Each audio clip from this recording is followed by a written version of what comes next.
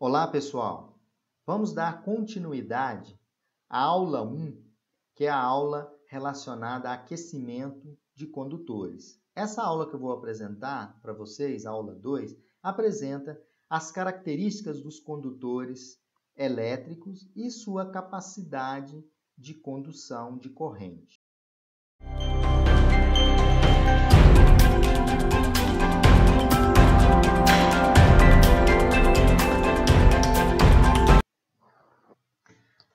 Olá, pessoal, boa tarde. Vamos para a segunda aula relacionada às características dos condutores elétricos. Na primeira aula, eu apresentei para vocês o aquecimento em condutores elétricos. Agora, vou apresentar as características dos condutores elétricos. Condutor elétrico. O que é um condutor elétrico? Chama-se de condutor elétrico um produto metálico, geralmente de forma cilíndrica e de comprimento, pessoal, muito maior que a sua dimensão transversal. Ele é utilizado para transportar a energia elétrica ou para transmitir os sinais elétricos. O termo condutor elétrico, na prática, no nosso dia a dia, de executar alguns projetos elétricos, desenvolver projetos elétricos, o termo condutor elétrico, na prática, ele é usado em um sentido mais amplo.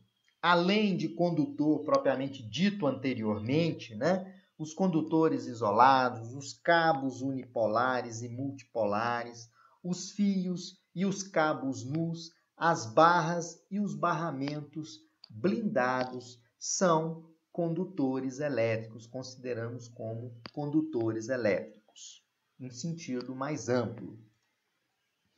Chama-se de barramento, o que vem a ser o barramento? Chama-se de barramento um conjunto de barras, de mesma tensão nominal, com seus suportes e acessórios. Então, chama-se de barramento um conjunto de barras de mesma tensão nominal com suportes, com o suporte e acessórios desse sistema. Barramento blindado. Vamos falar um pouquinho do barramento blindado.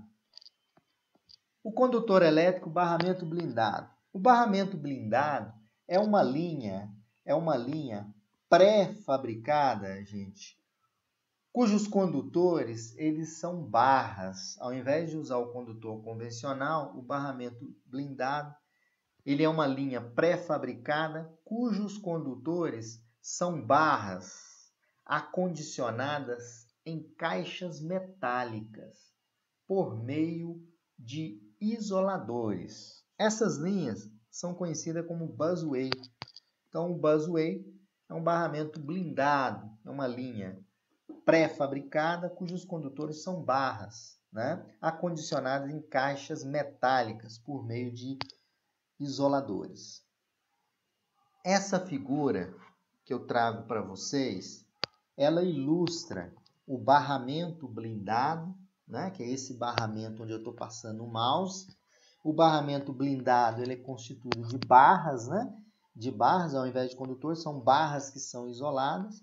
E aqui eu tenho, passando o mouse, um exemplo de uma caixa de derivação, que é conhecido como caixa-cofre. Então, isso aqui é uma linha blindada. Essa figura representa uma linha blindada e uma caixa, onde eu estou passando o mouse aqui para vocês, uma caixa-cofre, que é uma caixa de derivação. Exemplos de condutores elétricos convencionais. Nós temos os condutores isolados, como vocês estão vendo aqui, com várias cores, vermelho, azul, laranja, verde, amarelo. Aqui eu tenho um condutor, é um condutor multipolar. Aqui tem as características dele, olha, é um condutor de cobre, olha, o 1 aqui é um condutor de cobre, o 2 é a isolação é de PVC, o 3 é a capa constituída por enfaixamento com fita de poliéster, que é o 3, uma fita de poliéster enrola nesses condutores. E o 4 aqui é a minha cobertura de PVC. Então, esse é um cabo multipolar, né? Aqui é a seção transversal. Olhando na seção transversal, nós temos 1, 2 e 3, onde 1 é o condutor de cobre, o 2 é o isolador, a isolação de PVC, e o 3 é a capa constituída de um enfaixamento. Esse é outro tipo de cabo que nós temos. Ainda nos exemplos de condutores, nós temos esses condutores que vocês conhecem, são os cordões. Tem ele trançado, né? Tem ele paralelo, como mostrado aí. E tem o condutor também concêntrico. Esse condutor concêntrico ele tem as seguintes características. O 4 é a cobertura dele, pode ser de PVC, de EPR, né? O 3 aqui representa o condutor de neutro. Você veja que é de cobre, um condutor de neutro. O 2 é o condutor, a isolação da fase, desculpa. O 2 é a isolação da fase, está aqui. E o 1 é o condutor de fase. Então, você pode ter um cabo concêntrico, onde ele tem fase e neutro juntos, conforme mostrado nessa tabela. E tem também um cabo que a gente chama cabo tripolar, conhecido por vocês conhecem esse cabo tripolar. Ele tem o 1 aqui, os condutores de fios de cobre nu, mostrado aqui, olha, passando o mouse. O 2 é a isolação, né? Pode ser de polietileno reticulado, de PVC, assim vai. O enchimento de PVC é o 3, aqui, tem um enchimento interno onde eu estou passando o mouse de PVC. O enfaixamento, conforme o anterior eu mostrei também, e a cobertura de PVC. Então, esse é um cabo tripolar. Bom, falando um pouquinho da resistência, a resistência elétrica de um condutor cilíndrico, nós vimos anteriormente, de comprimento L e seção transversal S, ela é dada pela lei de Ohm, onde a resistência é a resistividade vezes o comprimento do condutor dividido pela seção transversal do condutor. A resistividade de um condutor, gente, a resistividade do material, na verdade, ela é também chamada de resistividade de volume. Ela é expressa em ohm por metro, ou, em termos mais práticos que nós encontramos, em ohms por milímetro quadrado por metro, como está mostrado aqui. Basta extrair da expressão que ρ é igual à resistividade, pode ser o cobre, pode ser o alumínio, é RS sobre L, ok? Então, isso é importante, é o básico da lei de Ohm, né? Então, essa resistência é a resistência do meu condutor. Quanto maior o comprimento do condutor, maior vai ser a resistência. Aí lá no dimensionamento de condutores por queda de tensão, tem que tomar cuidado com o comprimento que você divide os circuitos terminais. Bom, o cobre e o alumínio são os dois metais mais utilizados na fabricação de condutores elétricos, pessoal, tendo em vista suas propriedades elétricas e mecânicas favoráveis. Aqui eu trago uma tabela onde eu tenho esses materiais e a respectiva resistividade a uma temperatura de 20 graus, onde eu estou passando o mouse. Então, eu pego, por exemplo, o cobre recozido, né, sem especificação de diâmetro, né, ele apresenta uma resistividade de 0,017241. Né? Aí vem o cobre meio duro, o cobre estanhado. Veja que a resistividade do cobre nessas características, desse ponto aqui, do cobre recozido até o cobre duro, ela varia na terceira casa decimal, vocês podem observar. Né? E aqui eu tenho a condutividade, que é a capacidade do condutor em ter uma disposição de condução de corrente. Né? Aqui eu tenho a liga de alumínio, 1350, né? Aí tem a resistividade do alumínio. Veja bem que a resistividade do alumínio, ou a liga de alumínio, apresenta maior resistividade do que o cobre. Né? Então, o cobre ele é muito utilizado em condutores, né, isolados. Né? O alumínio é mais em condutores não isolados. Então, essa tabela é um exemplo, né, para que vocês tenham noção da resistividade de cobre e alumínio. Ao longo dos anos, o cobre ele tem sido o mais usado, sobretudo, como eu já tinha comentado, em condutores providos de isolação, seja de PVC, seja de EPR, XPLE. Não é? Então, ao longo dos anos, o mais utilizado, principalmente, sobretudo aqueles condutores providos de isolação, é o cobre. Efeito pelicular. Vou falar um pouquinho do efeito pelicular. O efeito pelicular, pessoal, é um fenômeno. O efeito pelicular é o fenômeno pelo qual o valor da densidade de uma corrente alternada é maior perto da superfície externa de um condutor do que no seu interior. Né? No interior, no centro do condutor, o campo elétrico é zero. Né? Então, a corrente no interior é nula do condutor, mas na borda do condutor, devido ao efeito pelicular, a corrente é maior, ela tem uma maior concentração.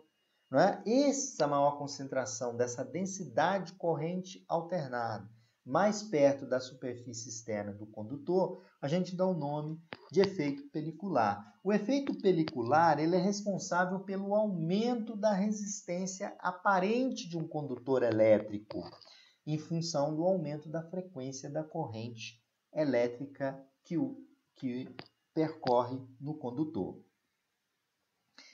O efeito pelicular também, pessoal, ele é caracterizado por uma distribuição não uniforme da densidade de corrente em um condutor, como eu já tinha comentado, causada pela influência da corrente em condutores próximos. Aqui eu tenho, imagina uma seção transversal de um condutor em corrente contínua. Aqui é a distribuição da corrente, a distribuição em corrente contínua no condutor, ela em toda a superfície do condutor. Aqui eu já tenho a corrente alternada no condutor. Então, a corrente alternada no condutor, devido ao efeito pelicular, né, a corrente circula nessa parte rachulhada aqui, pintada de cinza, devido ao efeito pelicular. Então, essa pequena espessura aqui é onde a corrente alternada circula no condutor. Bom, agora vamos falar um pouco das isolações dos condutores. Um parâmetro interessante, que a gente chama de gradiente de potencial, ele é dado normalmente, gente, por quilovolts por metro. A relação entre a tensão, ele representa a relação entre a tensão aplicada a uma camada elementar do dielétrico, né? E a espessura dessa camada. O gradiente ele não é uniforme em toda a espessura, né? Então aqui a gente tem o gradiente, tá? Aqui está em kilovolts por metro, na verdade é kilovolts por milímetro, tá, pessoal? Então o gradiente, esse parâmetro é dado em kilovolts por milímetro. Então esse gradiente, aqui está um condutor, eu tenho a parte central do condutor, que é o cobre, por exemplo, e aqui eu tenho a capa de isolação. E eu tenho aqui a distribuição do gradiente de potencial. Ela não é uniforme, né? Sendo maior, né? na periferia do condutor aqui, do isolante. Né? O gradiente não é uniforme em toda a espessura do cabo. Então, esse gradiente ele é dado em quilovolts por milímetro. O gradiente de perfuração, aí tem um outro parâmetro, gradiente de perfuração, que nada mais, nada menos, é a rigidez dielétrica, é a rigidez dielétrica do isolante. E é um dos parâmetros mais importantes na escolha do material isolante. Então, a rigidez dielétrica, né? O gradiente de perfuração é a rigidez dielétrica, que é um dos parâmetros muito importantes. Então, na escolha do material isolante dos cabos. Eu quero um cabo com isolação de 6 kV. Né? Então, você vai escolher o material isolante capaz de trabalhar nesse nível de tensão de isolação, que é a tensão de isolação do cabo. Bom, agora vamos falar os tipos de material isolante. A gente tem o cloreto de polivinila, que é o PVC, conhecido como PVC. Ele é uma mistura, pessoal, de cloreto de polivinila puro, que é uma resina sintética, né? Plastificante, cargas e estabilizantes. Sua rigidez dielétrica ela é elevada, porém, se a gente estiver comparando com o polietileno, seu poder indutor específico, né, e sua resistência de isolamento é mais fraca, né, é alto, né? Então, o seu poder de indução é alto. Aqui está trocada a palavra, é alto. E sua resistência de isolamento é mais fraca. Suas perdas dielétricas no cabo de PVC, que é o cloreto de polivinila, suas perdas dielétricas são elevadas, principalmente acima de 20 kV. Então, ele é limitado o seu emprego, né, em sistemas até 10 kV. Transmite mal o fogo, o cabo de PVC ele transmite mal o fogo, porém, sua combustão em grande quantidade, pessoal, provoca uma fumaça tóxica e gases corrosivos e tóxicos. Agora vamos ao cabo de borracha, que é o que a gente chama de EPR, que é borracha etileno propileno. Seus componentes são, em geral, reticulados por meio de peróxidos orgânicos. Ele tem melhor resistência ao envelhecimento térmico e aos agentes oxidantes. Possui uma resistência à deformação térmica que permite temperaturas de 250 graus durante os curtos-circuitos, né? A borracha EPR é considerada um ótimo isolante sólido. São utilizados em baixa, média e alta tensão. E vem agora o outro cabo, material isolante do cabo, que é o polietileno reticulado. Polietileno reticulado, que a gente chama de XPLE. O material apresenta uma resistência à deformação térmica, né, satisfatória, né, em temperaturas até de 250 graus. O XPLE ele é utilizado em cabos de baixa e média tensões. Ele possui uma resistência à deformação térmica que permite temperaturas de 250 graus durante os curtos-circuitos. A borracha EPR, pessoal, ela é considerada um ótimo isolante. Bom, aqui eu tenho a isolação e as características. Então, eu tenho, vamos lá, características dos cabos. Cabo de PVC. A temperatura de operação em regime contínuo, 70 graus. Sobrecarga, 100. Curto-circuito, 160. Já o cabo de XPLE, ele tem a seguinte característica: 90 graus em regime contínuo, 130 em sobrecarga, 250. O EPR é 90 graus, 130 para sobrecarga, 250 para curto-circuito. Aqui eu vou apresentar para vocês a rigidez do isolamento, como eu tinha mostrado. O de PVC em corrente alternada, ele tem 25 kV por milímetro, impulso de 50.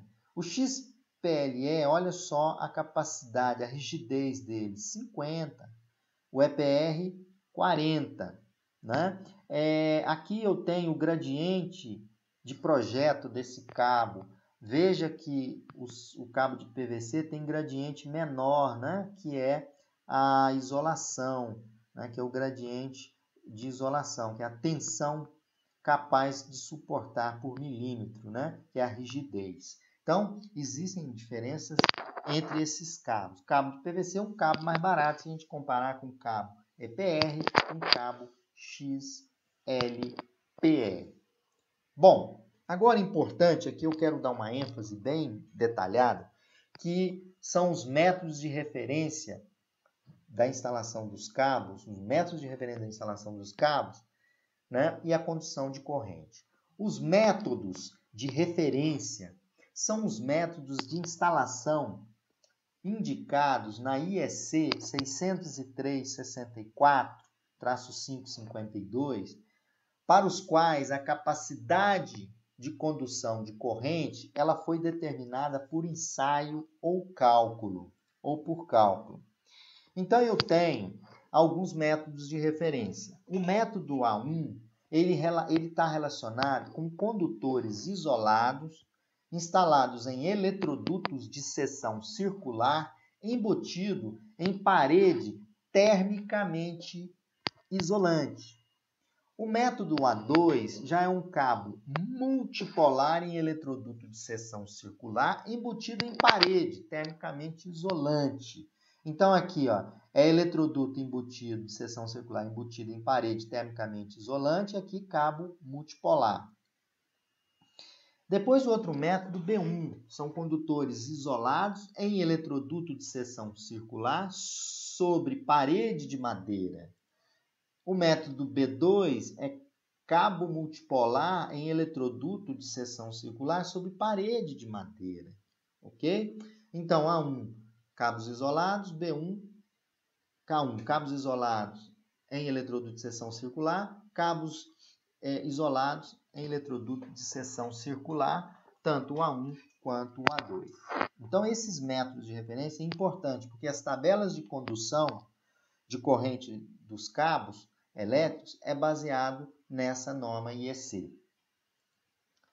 Continuando ainda, o método C de referência, cabos unipolares, olha só, cabos unipolares ou cabo multipolar sobre parede de madeira. O D, a referência D, já é cabo multipolar em eletroduto enterrado no solo. Ó, está enterrado no solo, né? Geralmente a concessionária enterra o eletroduto no solo e o cabo vai dentro, né? É a que alimenta os quadros, por exemplo. E o E é o cabo multipolar no ar livre. O F, cabos unipolares justapostos, né? Na horizontal ou vertical, ou em trifólio, ao ar livre, né? São cabos ao ar livre. Né? Então, o método C são cabos unipolares ou cabo multipolar sobre a parede de madeira. E o D é muito encontrado, que é o cabo, geralmente, que traz o sinal da concessionária de energia até dentro da residência. Então, é um cabo multipolar, né, em eletroduto enterrado no solo. Aí a referência é D. E G são cabos unipolares no espaço ao ar livre, espaçados ao ar livre. Aqui vem as tabelas com esses condutores com o método de referência, onde essas tabelas foram extraídas da NBR 5410. Então, eu tenho o método de referência, de instalação, o número aqui, eu numerei, está numerado. Aqui tem um esquema ilustrativo, tem a descrição da instalação. Vou pegar um exemplo, o método de referência A1. São condutores isolados unipolares de seção circular embutidos em parede termicamente isolante. Então, tem um eletroduto, seção circular, uma instalação elétrica nossa, né, comum de residência. O eletroduto está lá dentro e aqui eu tenho a instalação. Cabo multipolar, da mesma coisa, eu pego um eletroduto embutido na parede. O B1 já são condutores isolados ou cabos unipolares em eletrodo aparente de seção circular sobre a parede, ó. Sobre a parede, aqui está sobre a parede, ok? Aí, continuando ainda, já vem os números. 8, né? O 8 seria um cabo multipolar em eletroduto de seção circular embutido em alvenaria. Né? Então, é um cabo multipolar embutido em alvenaria. Então, é um B2, correto?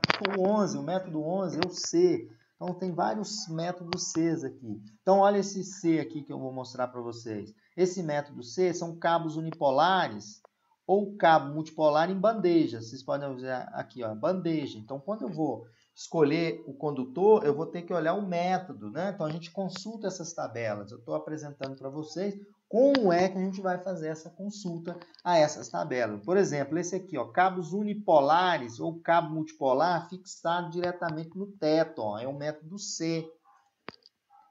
Né? Aqui, dando continuidade, eu tenho o método E e F. Olha só, E e F relacionada a quê? Cabos unipolares ou cabo multipolar em bandeja perfurada. Se eu tenho uma bandeja perfurada com cabos unipolares ou multipolares, se essa bandeja é perfurada, eu vou usar a opção E e F, que são os métodos. Por exemplo, cabos unipolares ou cabo multipolar sobre suportes horizontais, eletrocalha amarrada ou tela, eu vou usar o método E e F, né? Então, o método de referência, ele é importante na hora que você vai especificar como é que você vai instalar esse condutor no seu eletroduto, bandeja, no ar livre, né? Então, essas referências são importantes porque a condução está relacionada com o método.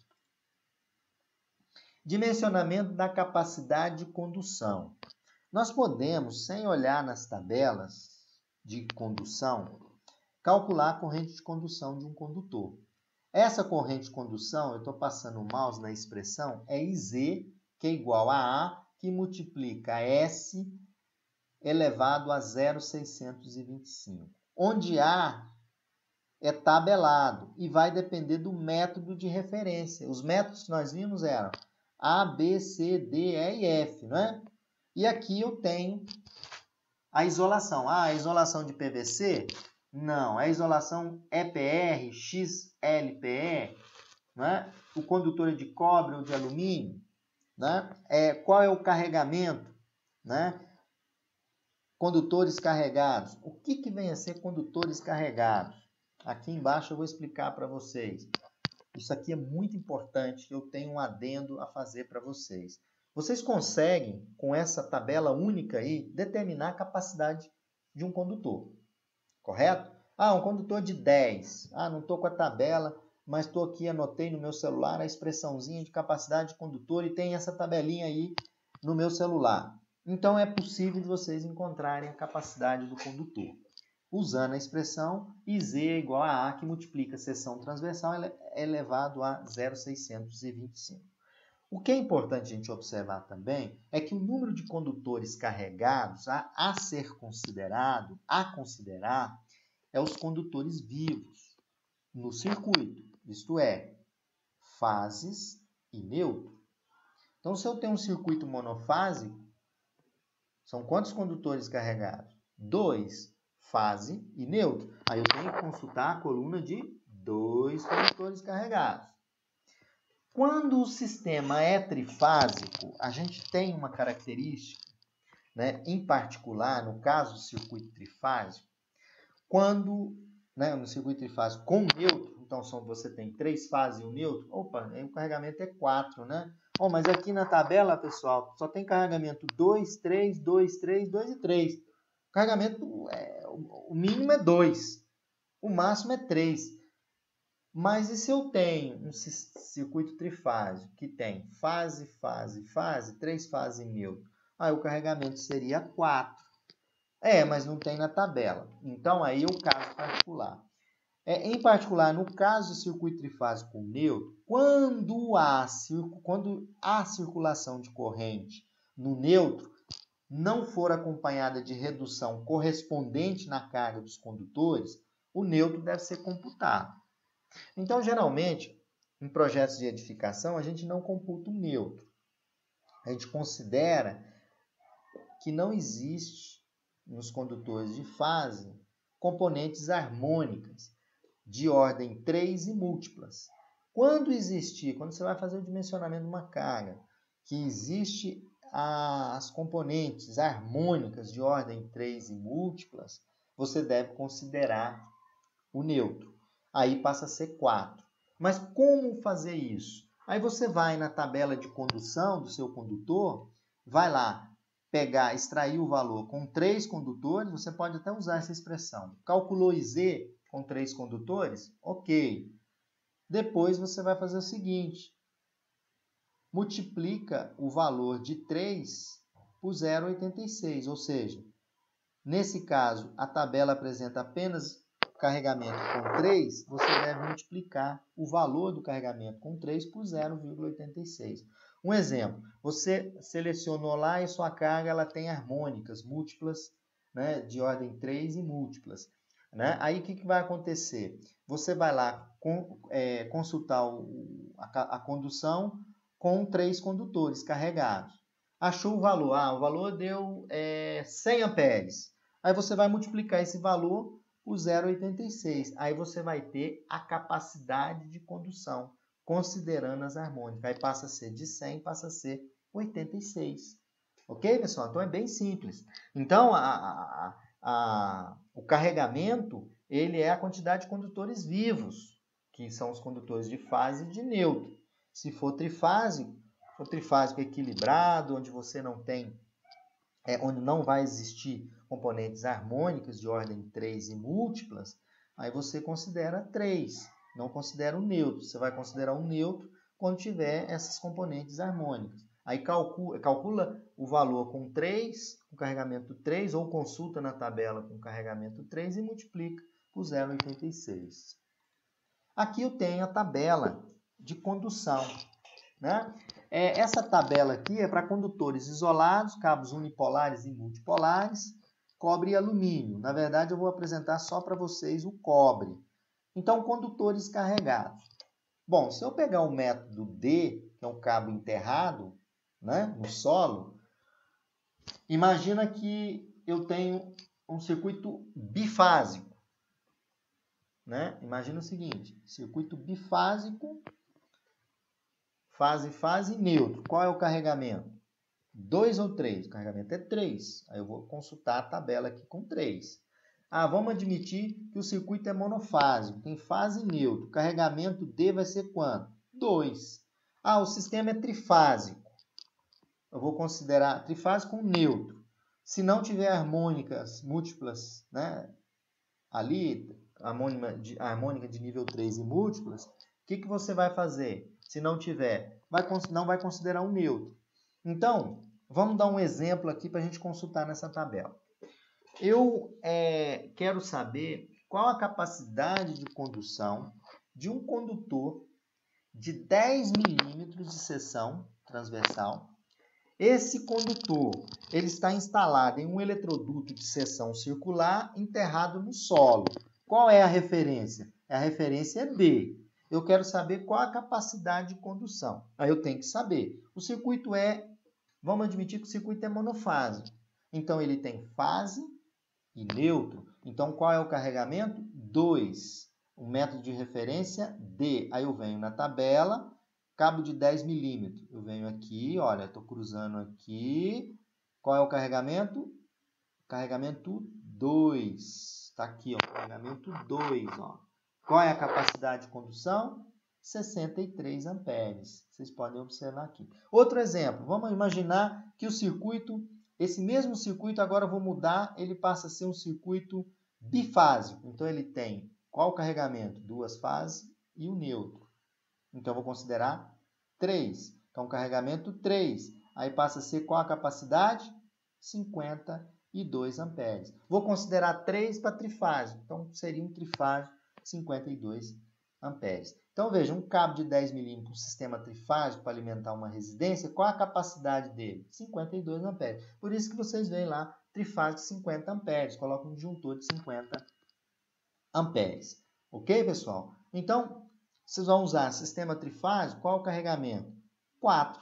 Mas ele vai ser 4 se tiver aquelas harmônicas conforme eu coloquei. Vamos supor que, nesse meu exemplo, vai alimentar uma carga que tem harmônicas múltiplas, né? A terceira harmônica e as múltiplas. Aí o sistema é trifásico, eu tenho que considerar o neutro. Então, a corrente vai ser 52 vezes 0,86. Então, vocês pegam 52 da tabela, vezes 0,86. Qual a capacidade? Cai de 52 para 44. Ok, pessoal? Então, é dessa forma que vocês fazem a consulta tabela ou até mesmo usar a expressão anterior. Aqui já é o cabo, a mesma tabela, só que o cabo EPR ou XLPE. Vamos para o mesmo exemplo. Olha, vocês vão ver que a capacidade de condução desses cabos, além da corrente 90 graus em regime contínuo, permanente, ele tem um aumento da corrente. Então, veja naquele mesmo exemplo, 10 amperes, desculpa, 10 amperes não, pessoal, 10 milímetros, e eu quero o método D com carregamento 2. Qual é a corrente? A corrente é aqui 73, aumentou. Carregamento 3, a corrente passa a ser 61. No dado anterior, olha, quanto é que era? Era 63 para carregamento 2 e 52 para carregamento 3. Então, aí já vê a diferença em capacidade de condução dos condutores EPR ou XPLE se comparado com os condutores de PVC. Assim, a gente encerra essa aula, né, utilizando a bibliografia da BNT, as tabelas que foram utilizadas, e o livro do Atemário Cotrim. Um abraço a todos.